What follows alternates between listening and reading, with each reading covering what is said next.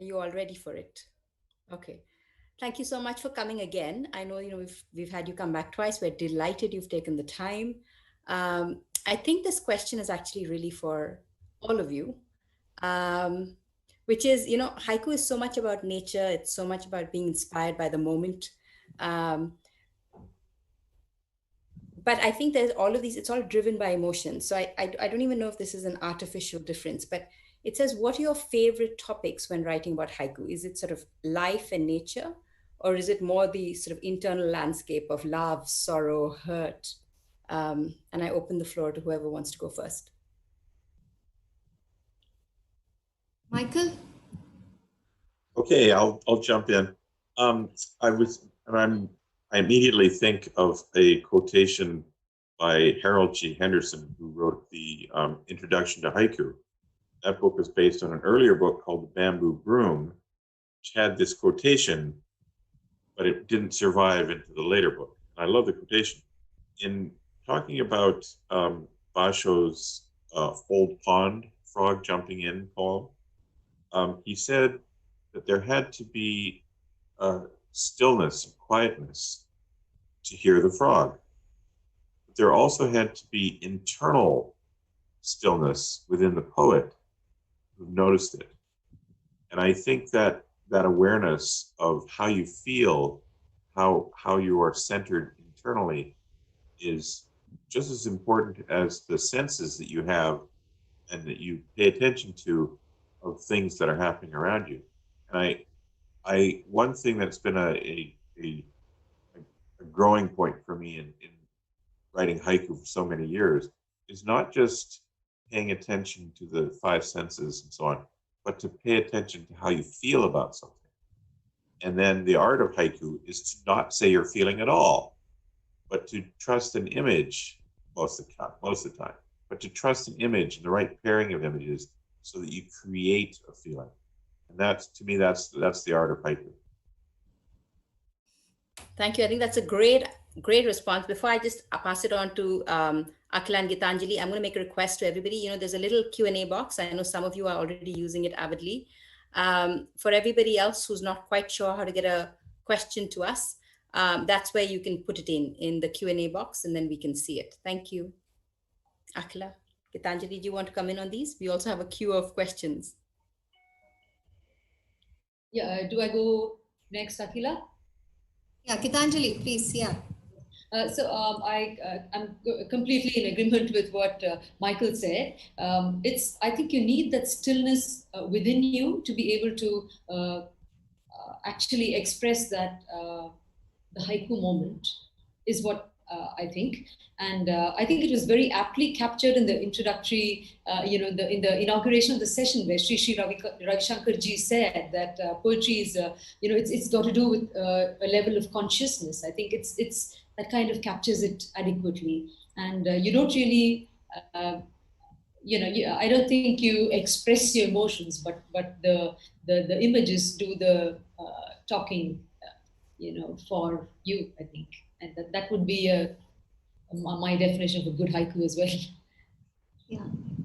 In fact, there is a very beautiful word in Hindi, it's called Tehrav, which is not pause, which is kind of stillness. So you need that one moment is what haiku is all about, capturing one moment. If you read, everything is written in present tense, even as a rule. So it just captures that one moment. And to be at that moment, to feel it, write it, you obviously have to connect with it, whether it's your own personal experience, whether it's the nature around you, the landscape, it can be anything. There are so many different forms, even in haiku, which brings all these elements. So if you feel that connection with your verse, I think it works. It works as a good haiku as well. So what I'm going to do is actually keeping one eye on the time and knowing that we have about 20 minutes or a little over. I am going to actually spread the questions out, and whoever jumps first, it's theirs. So there is, everybody willing to take one or the other. And then anybody who wants to chime in on that, please feel free. So it's not a regimented thing. It's just in the interest of trying to get as many answered as we can. So building off of what Akila just said, I'm going to ask, according to you, what makes a good haiku? This is from Deepshika Dhingia. Well, good haiku. It's of course there are rules, for writing this form. Two images, juxtaposition, the line cuts, the right distance between them. I think that's what defines a good haiku. A good haiku is something which can, I read somewhere where haiku is a word painting. So if whatever it is written, if you can paint it, I think it achieves the objective. Like instead of saying I'm happy, I might as well say I smile. So instead of I'm showing that happiness. So instead of saying I'm sad, maybe I'll use tears. That's what I heard Kala Ramesh, one of the senior exponent of haiku in India, speak at one of the sessions recently. So that is all about show and tell. So if I'm able to show my emotion instead of just telling it, and if I can convert it into a word painting, if the reader can visualize it, I think that makes a good haiku. Thank you. And we have a few questions here on teaching haiku. So just, I think, dealing with all of them together. I'm going to club them together, actually. They're two separate questions. One from Praniti Gulyani, who says, when teaching haiku to young people, how do we get them to come out of the 575 mindset and embrace the ELH contemporary haiku? And I'm going to also link that into the question that says, I've heard you use a, okay, let's stay with that. Let's stay with that. The secondary question will be, while considering the languages other than Japanese, what is the most basic definition for haiku? I think those are closer together. Michael. So Michael, to teach, yes. So yeah, to think about the question of getting students to move beyond counting syllables, I think you need to offer different targets. I like to think of targets for haiku, not rules. And if you hit a preponderance of targets, then the poem is probably going to be a haiku. But it means you could choose to miss certain targets. For example, season word is considered traditional, but not every haiku has to have one. A two-part structure is common, and yet Japanese haiku can sometimes have the cutting word that divides the poem into two parts at the end of the poem, making it a one-part poem. That's okay too. 3 parts nearly never works well, but it can be confusing to understand what those mean. But those are things that are targets to aim for that aren't counting syllables. And the main one that I would throw in is aim for the target of trying to show, it's been said already, to show rather than tell. But to show what? Some sort of image or pairing of images, and an implication of feeling that comes from not just the images themselves, but the pairing of the two. And I know even after writing haiku for decades, that the right pairing of images is still the hardest thing to do every single time. But I think that's one solution, is give students different targets, not just counting syllables. Some people say they like the discipline of haiku, and to me, it's the most trivial of haiku's disciplines. The other targets are far, far more difficult and far more rewarding. So Gitanjali, there's a question here to you about how you write. It's a question around the phrase link and shift as a process for writing. Could you elaborate on that, please? Yes. Yes. Okay. When I write longer forms, perhaps renge and haibun, there is this concept which I keep talking about, which is link and shift. So that could work for the haiku as well, where the first part of the haiku, you link to that, the first line or the first image, and then you shift slightly away from it so that there is a gap between the two images. Okay, you have to use that to it's not easy to write a haiku, though people think it's 3 lines, it's 17 syllables, it's 575. It's not any of that. I think the content matters. And when you talk about link and shift, you don't want your own image to be too close to each other. But at the same time, the shift can't be a leap that the reader doesn't get it. So that's why I talk about the link and shift between two images, or between the haiku and the prose of a haibun, or even in the case of a title of a haibun and the prose that follows. All of that, I think, has this linking to something and shifting away gently, which works well when you use it and keep practicing it. That would be the link and shift. Thank you. Thank you. I've got a question here for Michael, specifically referring back to your slides. It said your slides a few minutes ago had a title for the first set of haiku you read, or did she misread that? So can you just elaborate? I don't know quite what the question is. Yeah, I can answer that. None of them were titles. As I said at the very beginning of the sequence, all of the poems were from the annual anthologies of the Haiku Society of America. So each year was followed by the title of that anthology for that year.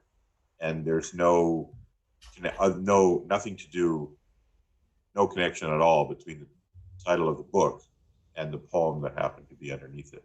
So haiku usually never have titles.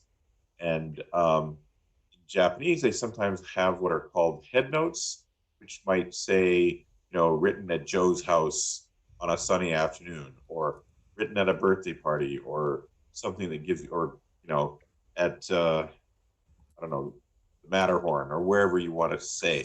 That kind of thing sometimes happens, but it's pretty uncommon, especially in contemporary haiku. So haiku don't have titles. And certainly those were not meant to have titles, the ones that I shared.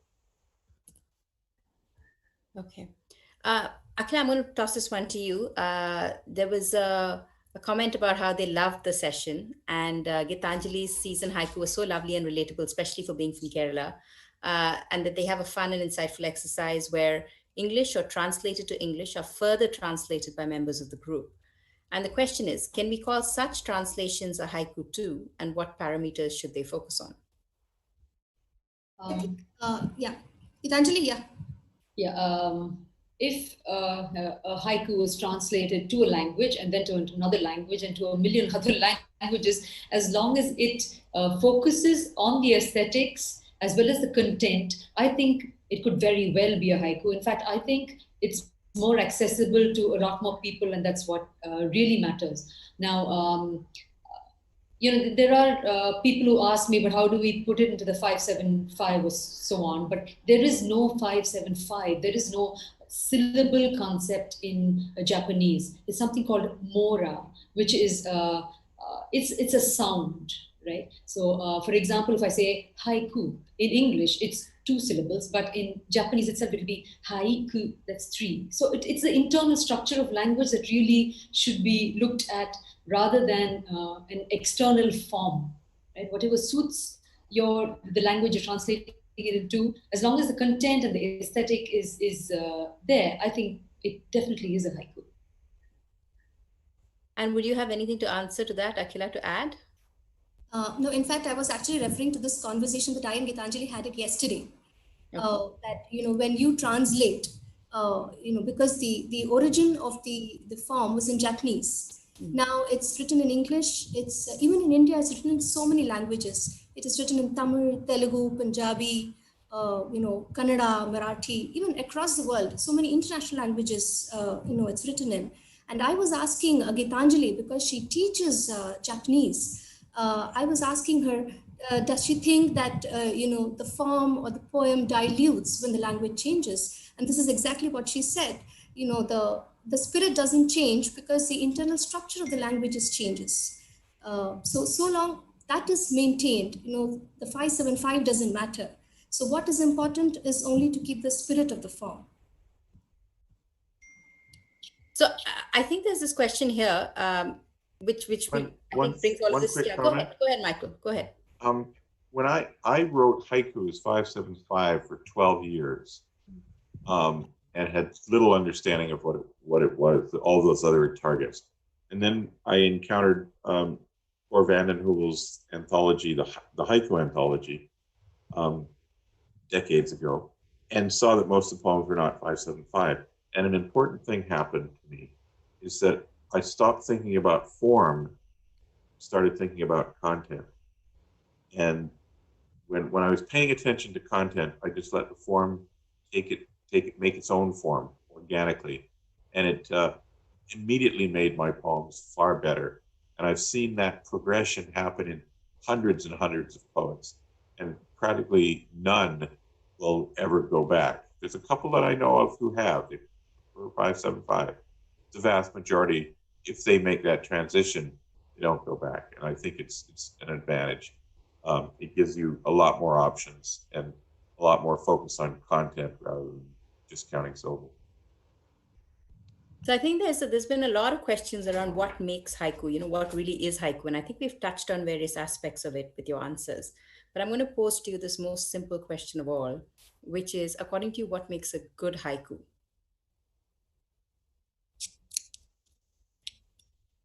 I'm going to ask Michael to answer that because he's been writing haiku, I think, for 40 plus years. Michael, I think we need to listen to you on this one. Actually, I'm going to quote somebody. Actually, it was an old girlfriend of mine. We'd been dating for about a year, and she was just learning and being curious about haiku. And she said something that I've always remembered, I've always really liked. It's a short poem that makes you care. It engages you so that you care about the subject. And by caring about it, you share it with the reader. And it's this sharing that process that goes on. But I think it's so important. If a haiku does not make you care in some way, engage you, then it may not have worked. Of course, that's not really an answer to the question, short poem, usually 3 lines, seasonal reference, those kinds of things. And a 2-part structure, objective imagery, 5 senses. Those are the standard things that I might mention. But at the root, it's got to make you care. Thank you for that. Thank you for that. So there's a comment actually rather than question. Srilata says, amazing work, and she loves the stillness of the form. Anything you'd like to add actually before we move on to a second set of questions? Or any questions you have for each other? Well, I want to ask Gitanjali, do you use haiku to teach Japanese? That's an interesting question. Actually, yes, I do. Because here we learn the language, at least I teach adult learners. And I think it's really, because I'm so fond of haiku, I use it to also teach them the sounds, the syllables, also teach bits of Japanese culture. Also, if you read, haiku.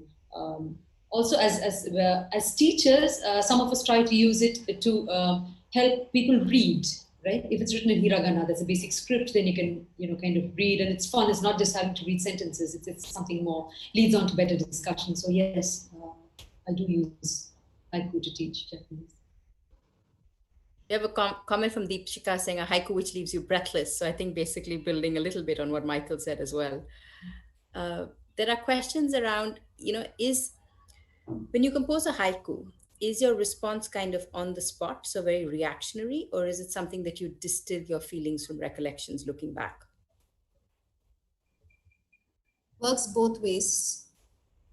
So, to put it this way, if I have a notepad and a pen ready, which I usually take it in my bag, and if I can just take it out and write it down, if I'm able to compose one, it's fine. But I think in any writing exercise, what we take with us are images, and we dwell in them and we write.